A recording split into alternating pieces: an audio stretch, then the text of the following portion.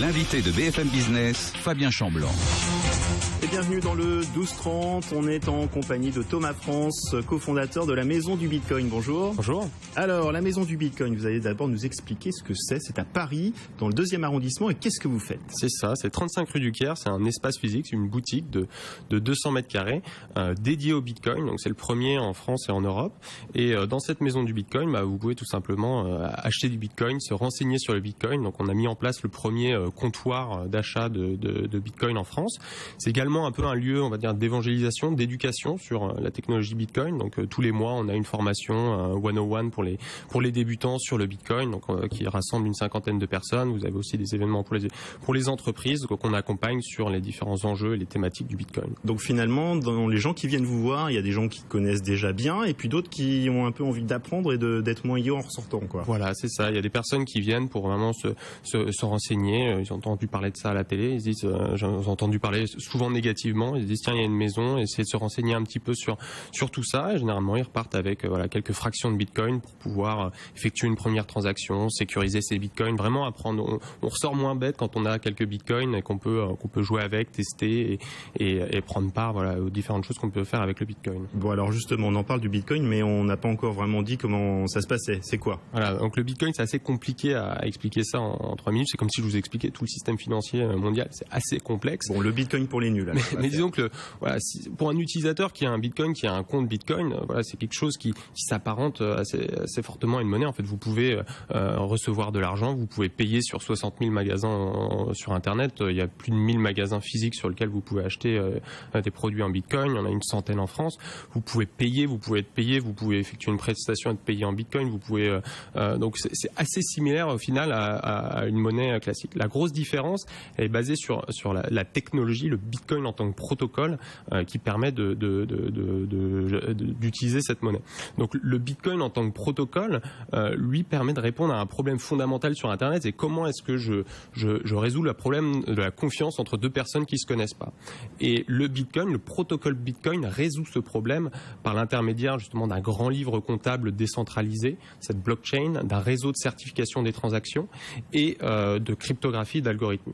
Dans un système classique, on va dire monétaire, vous avez une banque centrale, des banques qui garantissent, en fait c'est le tiers de confiance qui garantit les positions de chacun et la mise à jour de ces transactions à la fin de chaque journée, de manière un peu schématique. Dans le réseau Bitcoin, en fait, cette confiance est décentralisée. Ce grand livre est comptable et ouvert, décentralisé, auditable, n'importe qui peut le consulter. Et il y a un consensus qui se fait sur les positions de chacun de par ce protocole. Alors le Bitcoin, la monnaie normale, on la place à la banque, elle est sécurisée. Le Bitcoin, on le met où? Voilà, en fait, on ouvre un compte sur le réseau Bitcoin. Donc ça, vous pouvez le faire très simplement par l'intermédiaire d'une application que vous téléchargez sur votre téléphone, sur votre ordinateur ou alors sur Internet, tout simplement.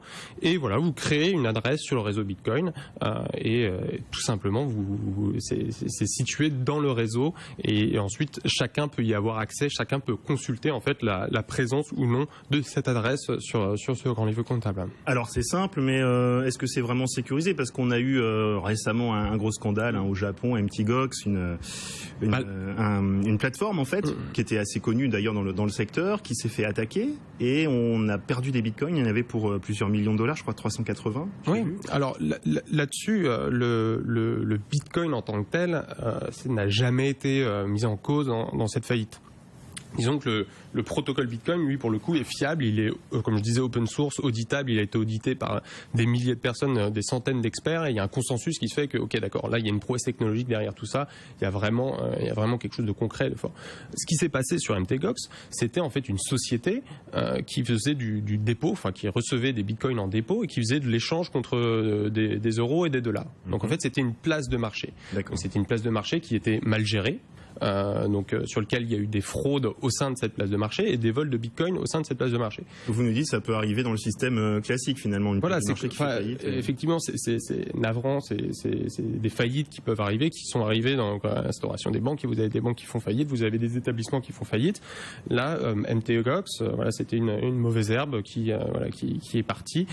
Maintenant, on va vers les places de marché sont beaucoup plus sérieuses avec des entrepreneurs de renom, avec une régulation plus forte parce que quand vous êtes êtes une place de marché, vous détenez des positions pour compte de tiers, vous êtes sous le régime de la DSP2, vous avez besoin d'avoir un certain nombre d'agréments des autorités bancaires, donc c'est beaucoup plus sérieux.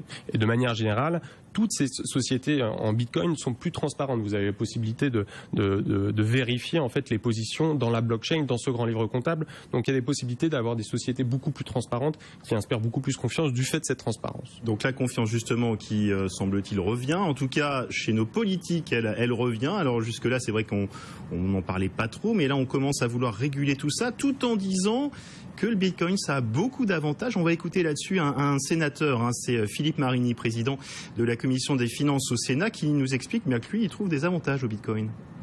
C'est un outil intéressant par la manière dont il est conçu, par la sécurité d'enregistrement des opérations qu'il apporte. C'est la conception même du système qui permet d'enregistrer de façon parfaitement fiable et incontestable toutes les transactions dans une mémoire centrale. C'est cela qui est original, me dit-on, mais en même temps un outil qu'il faut évaluer, encadrer, réguler. Donc notre approche est double. Elle consiste à dire on ne peut pas interdire, et de toute façon, dans le monde d'Internet, l'interdiction est rarement pertinente. Mais parallèlement, il faut apporter de la sécurité pour que les partenaires aux transactions sachent ce qu'ils font et les risques qu'ils prennent. Voilà donc Philippe Marini, président de la Commission des finances au Sénat. Donc c'est intéressant, mais il faut sécuriser tout ça. Vous comprenez ce qu'il nous dit? Oui, bien sûr. Donc c'est très positif. On est très content d'entendre un rapport qui voit aussi ce qu'il y a derrière, la technologie, les avantages, et pas seulement brandir les risques et les risques liés au blanchiment, au financement du terrorisme qui sont. Oui, parce que c'est ça. Il y a le Bitcoin, c'est anonyme, donc on ne sait pas qui fait quoi. Alors le Bitcoin n'est pas anonyme en tant que tel, il est pseudonyme. Je vous parlais d'un grand livre comptable décentralisé, donc ça veut dire que toutes les transactions sont consultables par n'importe qui. Donc ça veut dire on ne peut pas remonter, on ne peut pas savoir qui physiquement a fait. Après, quand vous avez une plateforme d'échange euro-bitcoin, là vous rentrez dans le système financier classique, et là effectivement vous avez une régulation. Et vous avez une régulation pour mettre en place des luttes anti-blanchiment, lutte contre le financement du terrorisme, et de cette manière-là, ça veut dire que c'est pas le meilleur moyen pour blanchir de l'argent. Enfin, quelque chose qui est ouvert, consultable par tous, voilà, c'est pas le meilleur moyen. Vous utilisez du cash ou vous utilisez d'autres systèmes, il y a des choses plus efficaces, on va dire. Mais disons que c'est quand même très positif de voir que donc le Sénat voit les aspects très positifs. Les dernières recommandations, par exemple de Monsieur Sapin, bien que assez alarmistes, allaient déjà dans le bon sens, notamment sur la TVA, l'exonération de la TVA. Et disons que l'aspect régulation, effectivement, lorsque vous avez des plateformes entre des euros et des bitcoins, vous êtes sous une directive de la DSP2, vous devez être agréé, et donc vous devez mettre en place un certain nombre de règles de bonne conduite. En gros, c'est des luttes anti-blanchiment, de la politique client. Il ne faut pas faire n'importe quoi. Donc ça vous fait pas peur qu'on se dise il faut quand même réguler tout ça, c'est normal, et peut-être que même c'est bon pour le business du Bitcoin. Sur la régulation, on va dire, entre les frontières euro et Bitcoin, c'est quelque chose qui paraît normal. Vous avez eu un certain nombre d'autres plateformes qui ne fonctionnaient pas comme ça. Ça n'a jamais mené à des choses positives. Alors pour dire que ça commence à entrer dans les mœurs, c'est vrai que vous parliez de Michel Sapin, on commence à dire qu'on va taxer les transactions en Bitcoin. Alors, c'est justement, il n'y a pas de TVA qui sera appliquée sur l'achat de Bitcoin, donc ça c'est déjà une bonne chose. Après, la taxation, elle se fait plus sur les plus-values faites sur un investissement en Bitcoin. Donc là, c'est quand on veut spéculer sur le Bitcoin, comme on achèterait des euros ou des dollars, qu'on jouerait la hausse ou la baisse, quoi. Voilà. D'accord, tout simplement. Donc là-dessus, c'est sûr que on sort un arsenal fiscal un peu disproportionné par rapport effectivement à la taille du marché, et c'est sûr que ça émet pas des signaux positifs, et donc ça décourage un peu, mais voilà, à terme c'est des choses comme sur l'or, comme sur d'autres valeurs, il y a une taxation qui arrive s'il y a des values.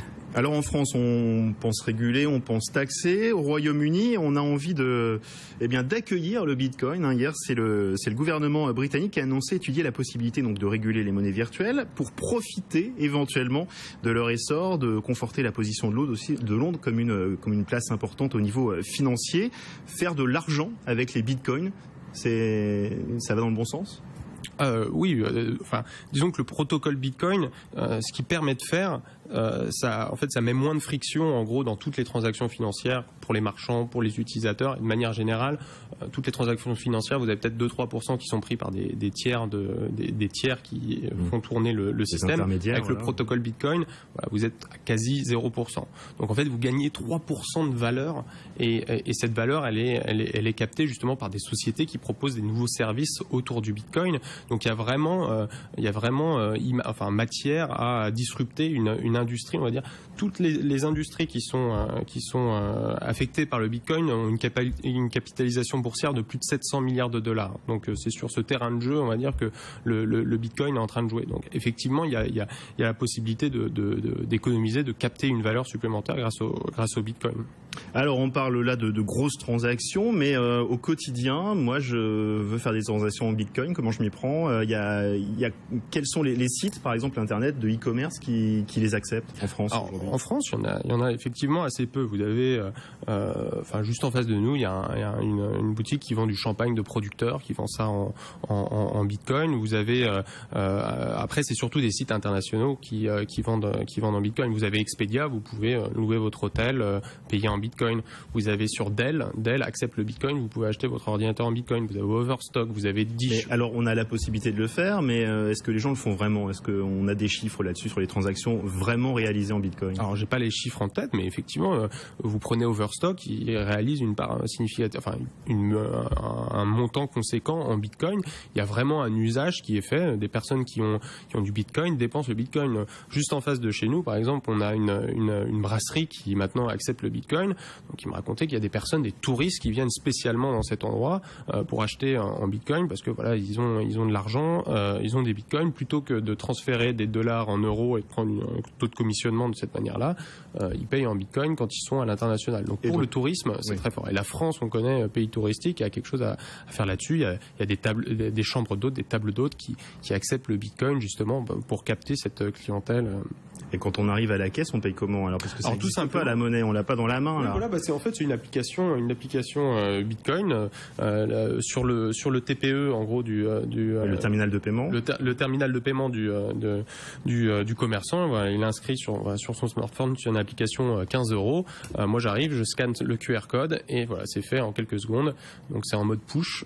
Donc c'est moi qui effectue la transaction et ensuite lui capte l'information que la transaction a bien été effectuée. Tout simplement. D'accord. Alors en France, il manque quand même des gros acteurs du commerce sur ce marché-là. Il y a peut-être Monoprix qui voulait se lancer. Alors ils en ont parlé. Ce serait peut-être pour la fin de l'année, mais depuis on n'a pas trop de nouvelles. Vous avez un peu des nouvelles là-dessus, vous ? Alors non, pas plus que ça. Disons que il y a une annonce qui a été faite. Maintenant, c'est d'ici la fin de l'année ou l'année prochaine qu'on verra bien ce qui se fait. Il y a également Rakuten qui récemment a annoncé s'intéresser fortement au Bitcoin. Rakuten, c'est donc le japonais qui a racheté chez nous Price Minister. Exactement.